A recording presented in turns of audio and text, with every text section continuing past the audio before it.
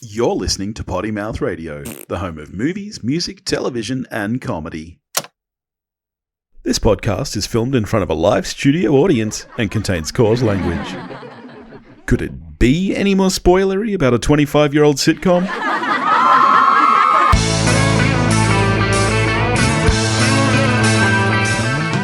Hello everybody and welcome back to the one where we watched a Friends Rewatch podcast, where this week we watched the one with the stoned guy. Hey Noosk. Hey Billy. There's that gusto that I require. Yes, I have recovered from the plague that you gave me. Yeah. It took you a lot longer than it took me. Yes, because I kept working. Yeah, that was silly. But thankfully, we're not here to talk about work this week. We're here to talk about the one with the stoned guy, episode 15 of Friends. It aired on February 16th, 1995, and it was written by the Jeffs, Jeff Greenstein and Jeff Strauss. The Jeffs. Big guest star alert. Yeah. Jon Lovitz. Yep. I have such fat hands. Sorry, that's later when he comes back. Yeah. Don't touch my coat. Jon Lovitz, who of course was best known for Saturday Night Live, but I'm sure that around this time you were watching him in movies. Did you ever watch High School High? No. Oh man, we should watch High School High sometime. I bet it doesn't hold up. It's like peak 90s. Yeah, I bet it doesn't hold up. And this is an odd-numbered episode, which means that it's my turn to do the synopsis. Ha ha. I reckon this one will be easy. Get set. Good luck. Go. Okay, so Chandler gets offered a big promotion at work, and so instead he decides to quit because he doesn't want to be one of those guys who just stays up all night stressing about the weenus. First mention of weenus. Love that. Shit. Okay, Ross goes on a date with a bug lady from work who is Jan from the office. She wants him to talk dirty. He can't talk dirty. Joey teaches him. Because Chandler quit his job, Phoebe says that she knows someone who's opening a restaurant looking for a head chef, and Monica is going to cook a meal for the guy. All right, how'd I do? Adequate. So I did about as well as you've been doing in lightning rounds then. Oh, burn. How dare you? Burn. Let's get into it then. So the cold open of this episode, we're in the coffee shop and Rachel is serving coffee to everyone. But as always, she's terrible. The joke is that she puts her pencil in Monica's cider and a cinnamon stick behind her ear. Yep. And then she just swaps them when Monica notices. Yep. That's nasty. It's a bit yucky, but that's okay. I did get jealous though that Monica was having a hot cider. Not alcoholic cider, honey. You don't think? No. Why not? Well, they don't drink anything else there the rest of the time. It's not a bar. It's a cafe. I guess. But what kind of cafe serves hot cider? It's basically juice. It's warmed up juice. Yeah. Okay. It's not like what you're thinking of. Okay. All right. So then the episode starts and we're in Chandler's office and he is in his cubicle just smashing random keys on the keyboard. Yeah, he's not even typing. He's not even like pretending to work. He's just like, Have you ever done that? I know it's been a while since you've had like an office job. But did you ever just I do computer work though. Yeah. Jesus. But it's different though. Like when you were in an office, did you ever just like keep a random document open or something just to make it look like you were working? No? I was very important and efficient. Man. How dare you? Oh no. I did have a colleague who did that and they gave her a voluntary redundancy. She got paid out to leave. Wow, that's the dream, isn't it? To be so bad at your job you get paid to leave. Yeah, because they were like, just go away. She was terrible. She would sit with the same document on her desk in case anyone came past, like for years though. Yeah. Years. Wow. The same document. I change mine daily. Yeah, I'd believe it. So then a woman comes in to talk to Chandler and lets him know that his boss wants to see him at the end of the day. And it's very clear that Chandler is worried that this is about some prank memos he sent out. He's hiding the stack of memos. No, he's hiding like a fake chicken and I'm like, what was in the memos? Like, honestly, when you see this scene and what Chandler is doing, I don't understand how on earth he gets offered a promotion. But then at the same time, I have worked with several people who have been offered promotions who are useless. Yep. Yeah. Yep. And it's sometimes because they show they just don't care. That's true. And other times it's because they're fed a little silver spoon from the moment they're born. Oh, you're having a crack at Nepo babies, are you? Jeez, Dakota Johnson, watch out. Who's coming for you? I love Dakota Johnson. That SNL skit with her talking about Nepo babies was very funny. I actually think she's great. I'm not going to lie to you. I saw Madam Web twice, people. I enjoyed it. Yeah. Oh my God. Yeah. How did you see it twice? Well, the first time I saw it, I was in the Amazon with my mum looking for spiders when she died. What? What are you even referencing now? I heard that recently. What are you referencing? That's a line from Madam... Well, it wasn't even in Madam Web. It was in the trailer and it went completely viral and then they cut it out of the movie. Oh, that's why I've seen it. Yeah. All right, so then we're at the coffee shop and Phoebe comes in and tells everyone that Chandler's coming and he says that he has incredible news. Incredible news. And she's so cute here. She really wants to plan a prank on him, but she's too late because he comes in. Yeah, and she's too excited to explain what to do as well. So she's just like, so just pretend. Okay, guys. Okay, never mind. But it would have been funny. Yeah, one of my great Phoebe moments. Yeah. But Chandler's news is that he's been offered the job of processing supervisor, and everyone's like, "Wow, that's great. Good for you." And this is when he says, "So I quit." Yep. It was meant to just be a temp job, and he's been there for 5 years. He doesn't want it to be a career. He doesn't want to admit that that's what he actually does. He doesn't want to spend up all night stressing about the weenus. Yep. That's basically the plot of The Office right there. Yeah. Yeah. I find this really interesting because, we do go to Chandler's job in later seasons around the Tulsa stuff, but I find this episode a little bit strange because it does almost cross kind of into that work sitcom territory. No, it's just like showing a bit more of Chandler's personality. I guess, yeah. And there's no other way to do that apart from his hatred of his parents and his work. That's true. I got to say, what else has he got going on? I actually do think this is a good storyline, though, because I think it's entirely relatable. Who hasn't dreamed about quitting their job? And we've all been in jobs that were like, oh, no, this is just like a stopgap, and then you end up being there. I mean, I'm still in mine. I've been there for 13 years now. And then, you get offered a promotion, and they trap you. Yep. They trap you with that pay and the superannuation. Yeah. But that hasn't happened to Chandler. And Phoebe tells him that she has something that he can do. She has a new massage client, Steve. He's opening a restaurant and looking for a head chef. Mm-hmm. And she thought of Monica first, but Chandler needs a job right now. And Monica gets very jealous. Chandler makes it clear, though, that he's not interested. Yeah. Why would he? He has no chefing experience. Yeah, well, she says, I have no chefing experience. Because he's looking for someone who can create the entire menu. Yeah. Monica's dream. Yeah. And Phoebe still keeps offering it to Chandler. Even after he said no. Mm-hmm. And then I love this moment when he says no and Phoebe's just like, oh, okay. Just stops, takes a drink of her coffee and then, oh, Monica. I have this friend. Yeah, like as if Monica wasn't there for the entire conversation. Yeah. I sometimes hate how dumb they make Phoebe and Joey because it's like unreasonably so. Yeah. And for me, it's more the inconsistency too. Like this, I think, is Phoebe's dumbest moment. There's others. But I mean, so far. Yeah. Yeah. Yeah. Like, I think that she is slowly becoming floopier. Yes. And they just really, Flanderize the both of them. Same with, Rachel being vapid, and spoiled and selfish. And Monica's cleaning. Yeah. Lots of their personality traits get Flanderized. Yes. Ross with his divorces. But that's funny. That's very funny. I like the next scene where Chandler comes into the girls' apartment and he's asking everyone, can you see my nipples in this shirt? Yeah. And the way Rachel just truly looks and thinks about it and considers it. Yeah. And then she's like, no, but I'm sure they're still there.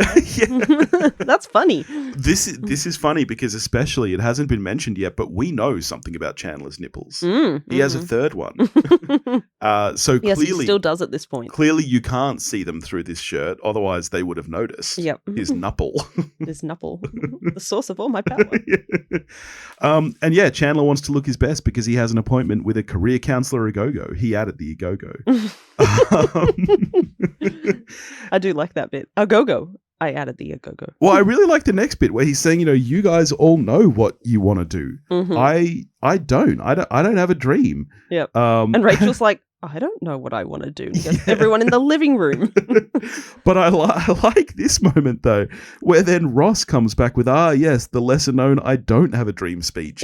And what I love about that is, let's face it, that's a Chandler line. But they couldn't give it to Chandler because he's doing it. So, like, that they is can give it to Ross. Ross is intellectual and knows about history. It works, but when you you couldn't give that line to Joey. No, but it very much reads like a Chandler line. Very much so. But I find actually him saying that to all of them, like it's making a good point, and it is another unrealistic part about Friends that they're all in sort of the start of their careers. Yeah, they've just come out of sort of college, like what do you reckon they're 1, 2, 3, 4 years in the workforce? Yeah, maybe 5. Yeah. I guess it depends how long they were at college for. We can assume that Ross was at college for longer, given that he was studying. He's a doctor. Yeah. So and I mean, Ross, please, that means something here. He probably actually is the only one who really is in their dream job. I think. Like Monica, yes, she wants to be a chef, but she's not in her dream job of like head chef yet. Yeah. She was born to be bossy. Phoebe's an odd one. Who knows what Phoebe really wants to do? Well, Phoebe does what Phoebe wants, so that's true. I guess she's always living her dream. Yep, and love Joey's your job, never work a day in dream. your life. Yeah. But like that's the other thing. It's so unrealistic. So they're all in the early stages of their career, affording these massive apartments. They never seem to be at work, actually doing any work. Yeah. But the fact that they all, most of them, know what they want to do. Yeah. Like, or think they know what. When did you know what you want to do? Not until like our kids were born and you left the shitty office job, right? Yeah, and so I'd always had the second job of ballet teaching, or dance teaching, and it wasn't until I had the headspace to really, I was always a very committed teacher. I took it seriously, but it wasn't until I could properly focus on it as my only source of income that I was like, I know I'm good at this, but I'm really good at it.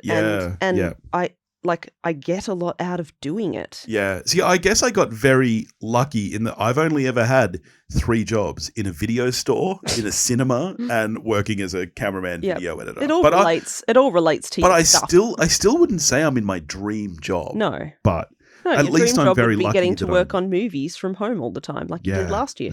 That would be the dream. Yeah. So then Monica comes in though, and she's ecstatic that her meeting went really well. She saw where the restaurant's going to be, and it's it's not too big, it's not too small, it's just right. Just right.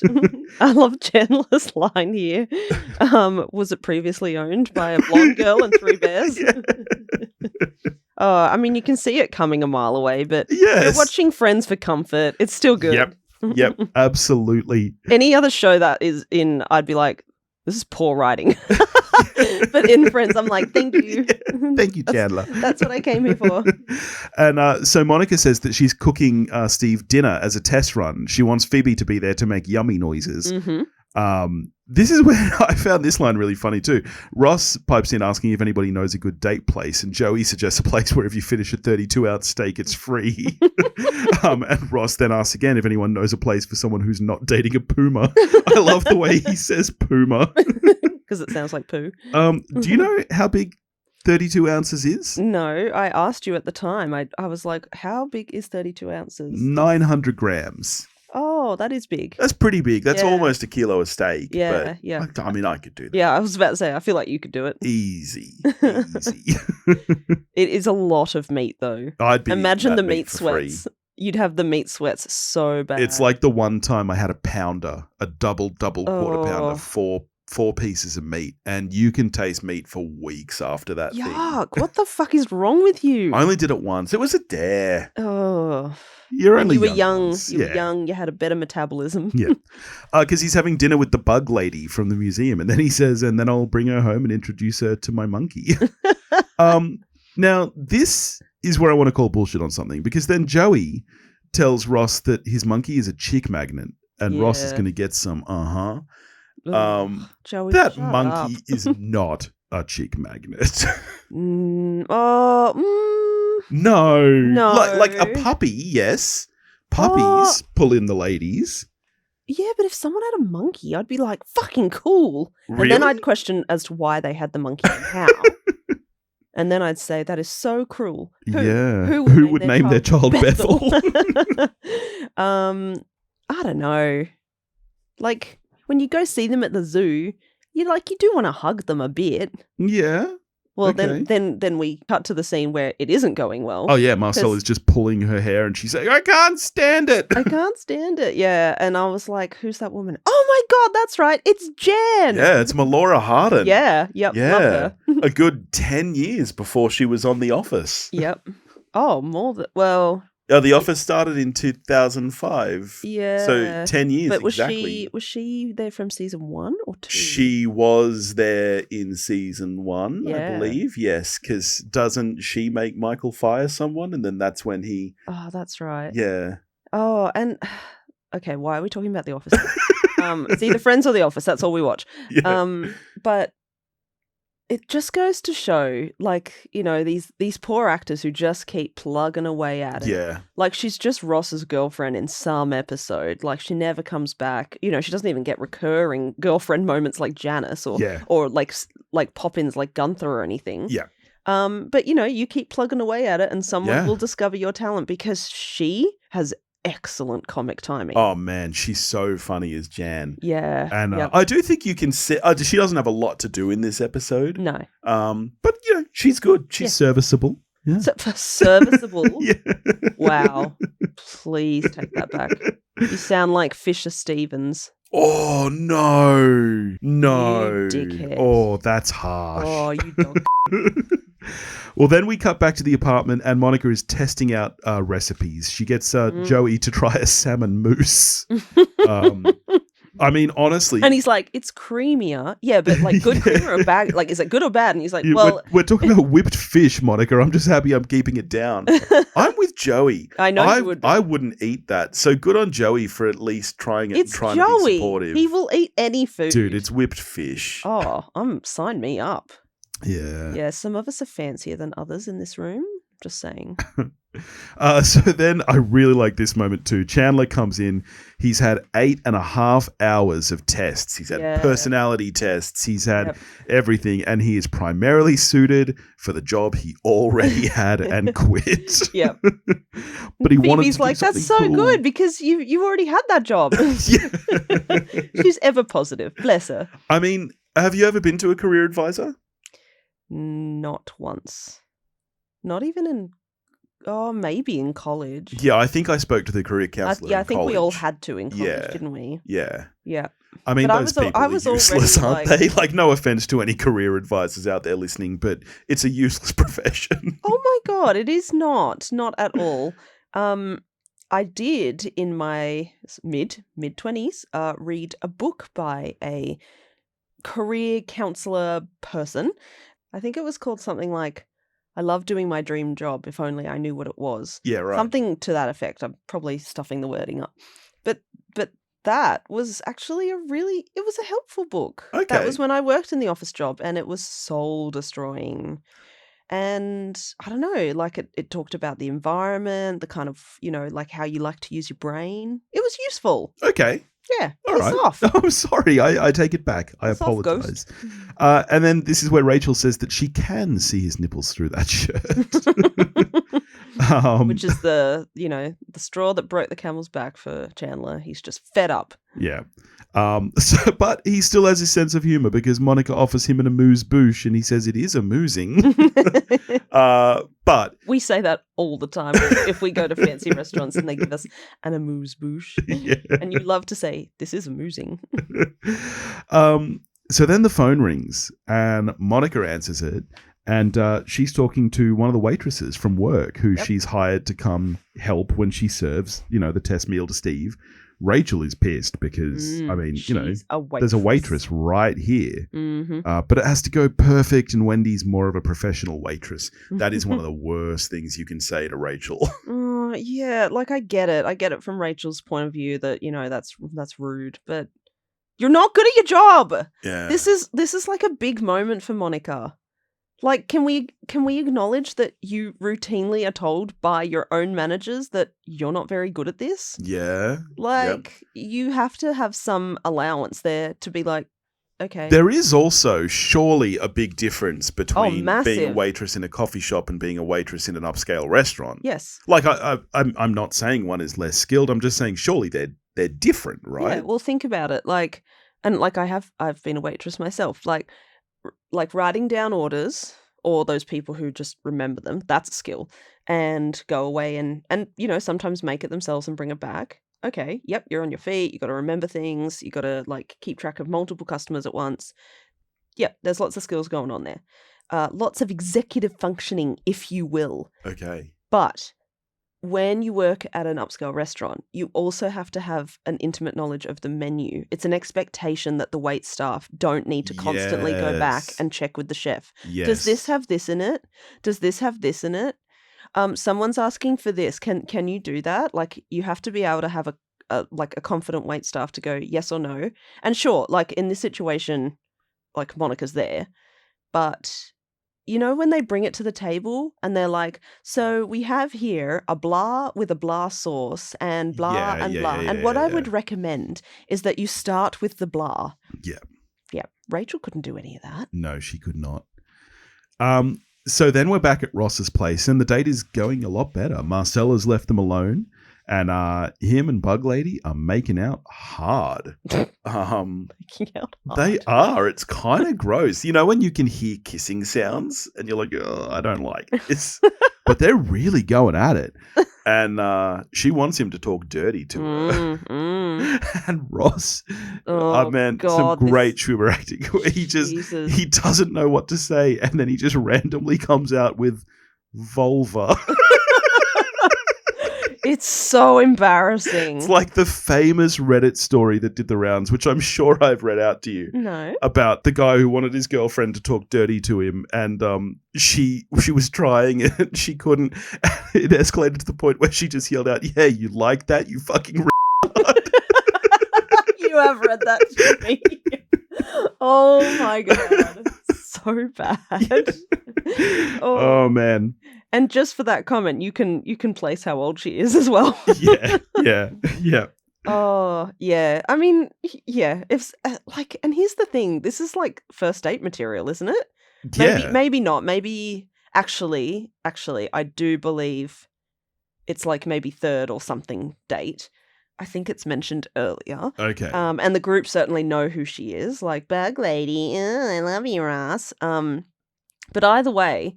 Like, I think it's their first time making out. Yeah. And you don't just straight away, like, launch into talk dirty to me. Oh, no, honestly, I'm on board with it. Like, if that's what she knows she wants, then, yeah, good. Set that up front.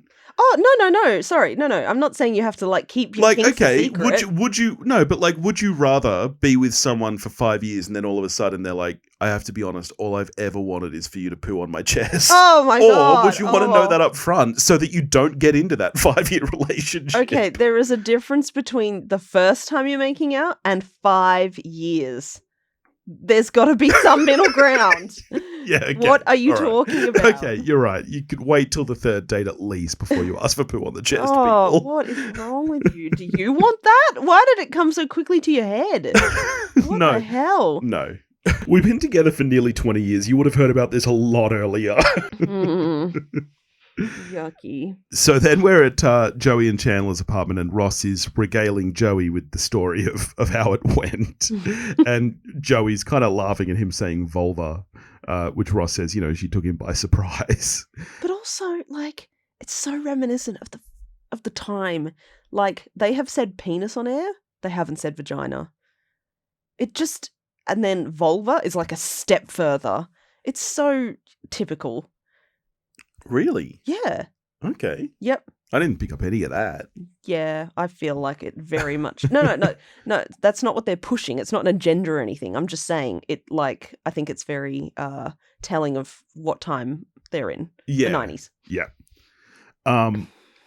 And Ross doesn't think he's the dirty talking type, and Joey offers to tutor him. Yeah, which leads to a really great scene. It is a good scene. It's really good. And again, this is what I like about Friends looking back on it. Yes, there are plenty of moments that are funny because gay, but I actually don't think this moment is one of those times. Well, it's not until the punchline, we'll get to it, yes. is Chandler. Chandler makes it funny because of that. But prior to that, it's just like friends being awkward with each other. And friends helping each other. And even the fact that Ross is uncomfortable, but he's still doing it. Yeah. You know, it's like a couple of episodes ago on New Year's when Joey just kissed Chandler. And I don't know, maybe the audience laughed a little bit funny because gay, but I think it was actually a really nice moment there showing Joey's personality. Oh, Joey is actually often the least homophobic. It's Ross and Chandler who are. Yeah. For all Joey's gross quirks about, being a pig with women and stuff, he's actually the most comfortable with his sexuality. Yeah, definitely, yeah. Like, he doesn't feel the need to constantly be like, huh, yeah. Nice purse there, rah, rah, rah. Yeah. Like, it's the other two. Yeah, so I actually really liked this scene, and it was very funny. And maybe because Joey's an actor as well, he's much more comfortable saying lines that he doesn't believe or something. So, they're standing there and he's like, oh, Ross, you get me so hot. I want your lips on me now. but still, here's another point. Ross needs him to turn around. Yeah, so that he's not looking at him. Yeah, I can't have you looking at me while I say this. Like, yeah. And Ross still can't do anything. I love that Joey's like, come on, tell me you want to caress my butt. If you can't talk dirty to me, how can you do it to her? Yeah. And then Chandler walks in to the living room as if he wouldn't have heard them before. Yeah. And Chandler's just standing there watching, and Schwimmer's like, I want to feel your hot, soft skin with my lips. I want to take my tongue and run it all over your body until you're trembling with. And then this is when Chandler pipes in with. And of course they're so embarrassed, oh my god. I mean, again, I know the joke is a little bit funny because gay, but that's how you would react. You would be embarrassed. Oh, this joke still works with like male female friends, female yes. friends. Like it's just a funny awkward friends being friends moment until the punchline. I always hoped you two would end up together. Why does that have to be the punchline, Chandler? Shut up. So then Joey takes this chance to tell Chandler that his old boss has been calling. He's calling again and again and again, and as he's saying this, the phone rings.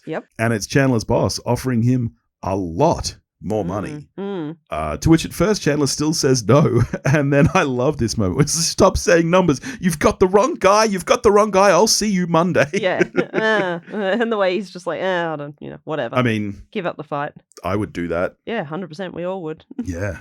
You got to live, got to eat, you got to feed Joey. Yeah. He's useless. And I love the next bit because you rarely see these two friends have their own moment.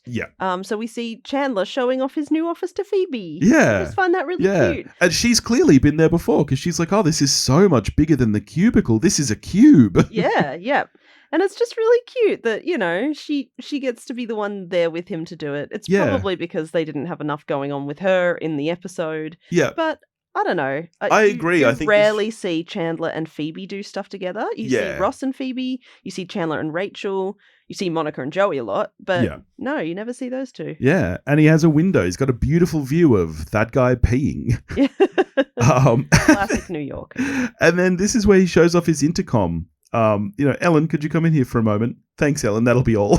And I love that then he says, that'll be the last time I do that, I promise. As in, like, he's clearly been doing that all constantly. Day. Well, maybe Phoebe's actually the last of the friends in, and he's done it for each of them. Maybe. What a dick, though. Fuck, if you were Helen, you'd be so fed up with him. Helen deserves better. Justice for Helen. And then here we get to the crux of the episode, the titular stoned guy that the one is referring to. Monica's chefing and Wendy calls to say that she can't make it. Monica tells Rachel she has no waitress. She's a little bit sheepish. And Rachel's a bit rude here. She's like, oh, that's too bad.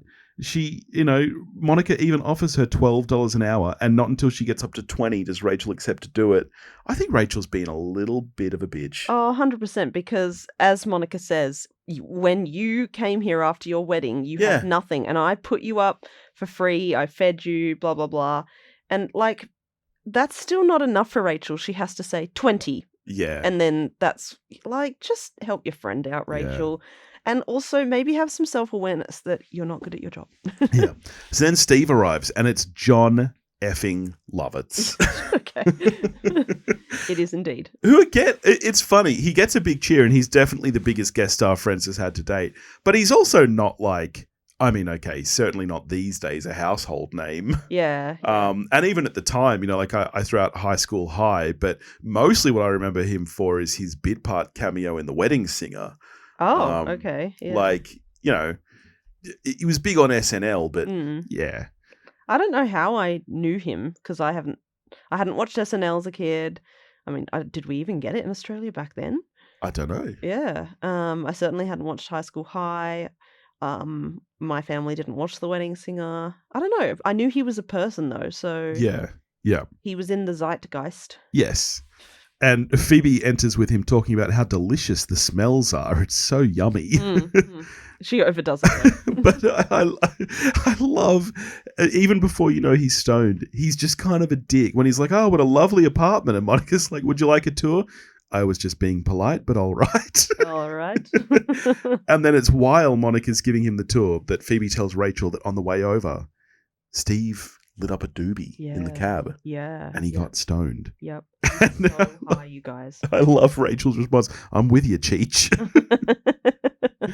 I like when Rachel is trying to convey that to Monica through mime. Hand signals, yeah. Yeah. And Monica's like, no, don't be ridiculous. She's like, yeah, he really is. And then what is it? What is the line that Jon Lovitz comes back with that basically confirms it? When he starts like rummaging through her pantry for like and sugar rolls. Yes. Are they a real thing? I don't know. They've got. I mean, they're probably not. I'd imagine that would be, you know, marketing rules, not allowed to say an actual brand name. Right. Because I was like, oh, we're not even trying anymore. We're not even like trying with like Cocoa Pops or anything. Completely stoned. Monica gives him the first course and he just demolishes it, doesn't even taste it, but then yells out, well, smack my ass and call me Judy. These are fantastic. Tartlets. The way he keeps repeating tartlets. The word has lost all meaning. And yeah, Rachel indicating to Monica while he's just like rummaging through everything. Oh, cool, taco shells. They're like little corn envelopes. I never thought about it that way. Yeah, but the best is when he pulls out the box of macaroni and cheese. He's like, we gotta make this. Like, he's so excited by the idea of macaroni and cheese. Yeah, but here is the implausible bit. And I guess it's because they're not ready to give Monica her dream job yet either. But the fact that she loses her shit at him, like, just, it's going well. Yeah, and she tells him to get out. Yeah, I've slaved all day over this, and this was such a big opportunity for me. So you think that she would just continue to go along with it to get the job? Yeah. No, I disagree. I think 100% it's a bit of a pride thing. Like, he is not paying attention. He's not invested. It's like he doesn't care. Yeah. And I know that it's easy to go, okay, well, Monica, you know, she should just go along with it anyway and get the job. Nah, I don't buy that for a second. I would be like Monica in this situation. I would be like, how dare you? Like, you don't recognize what a big deal this is to me. And also, my other thing is... But who cares? She's not going to make food for him. She's going to make food for customers who will be there. No, but here's my other thing. If a guy is this unreliable at like what is effectively a job interview for the head chef at the restaurant, I would not believe that restaurant is actually opening. Yeah, all right. This is a guy who pipe dreams and it's not real, would be my first assumption, and that she's just been kind of strung along. Maybe, but there's also a lot of like high power people who just run on cocaine and whatever, and you know, they just at the end of the day get an accountant to do the work. They're funding it. And they've got a head chef who runs everything. They're just like the backer. Yeah. I don't know. That my first thought would be, no, I'm just being strung along and this isn't going to happen. So I'd be just as pissed as Monica. So she tells him to get out. She's very upset. And then we're at the coffee shop. Yeah, you know, Monica's upset and Ross is caressing her. He's always fucking caressing her. I just don't like it. That's not how brothers and sisters act. Nope, it's weird. But Phoebe's very sweet. I love when she says to Monica, you know all those yummy noises? I wasn't faking. No, like, it sounds like Monica makes really good food. Like, but I do have to ask. What an achievement. Yes. But how many vegetarian dishes were there? Yeah. So probably none. Was Phoebe eating meat? I don't know. It's very inconsistent in these early days, isn't it? It is a bit. Because she was also eating the lasagna. Yeah. Then this is bizarre. Ross gets up, takes himself behind the counter to start pouring himself another coffee. Yes. And I said to you, are they allowed back there? You can't do that in Australia. You're not allowed behind the counter to just... I mean, you can't pour yourself another coffee because, ew, filtered coffee. Yeah. Ugh, like peasants.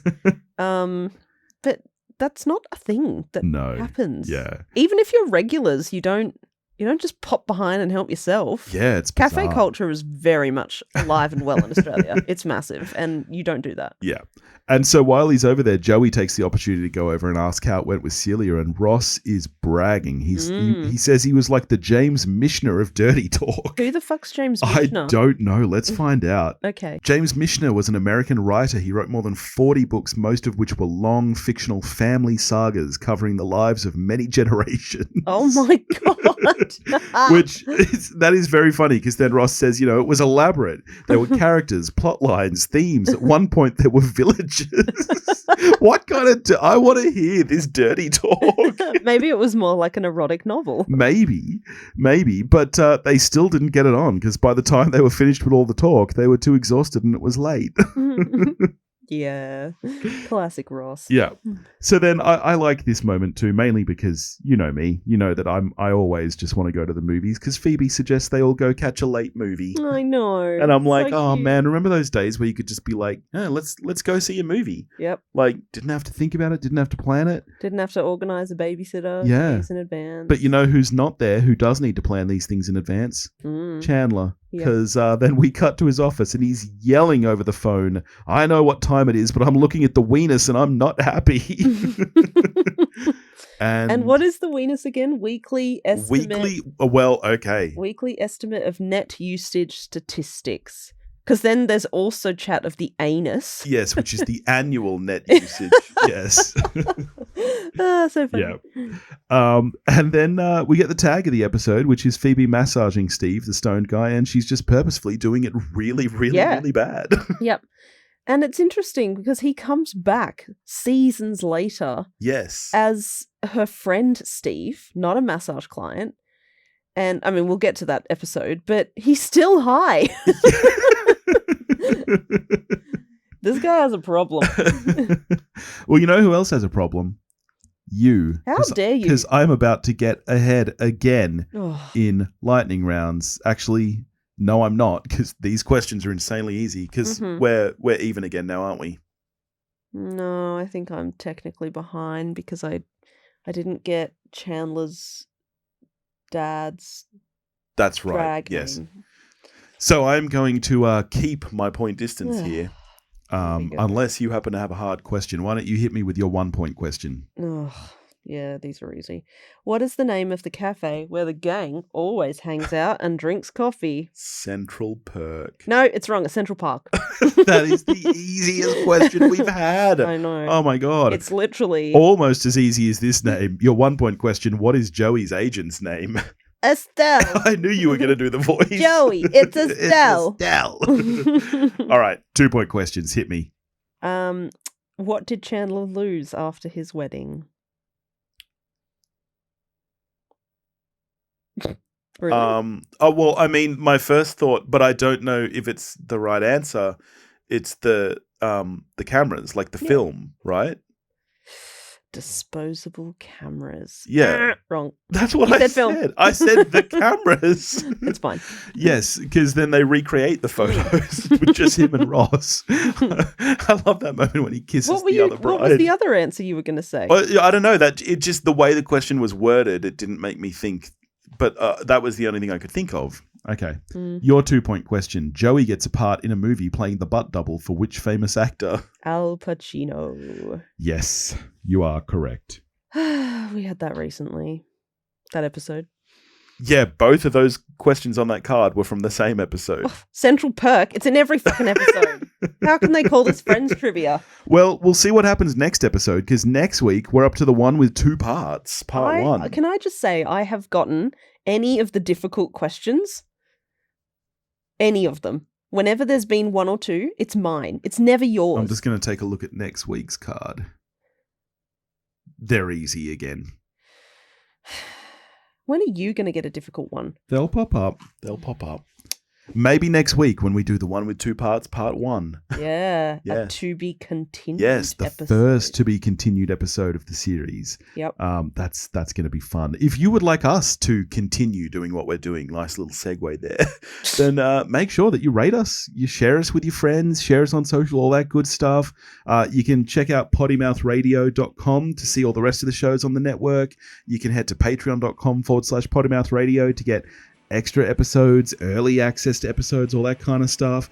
And we'll catch you next week with the one with 2 parts. Vulva.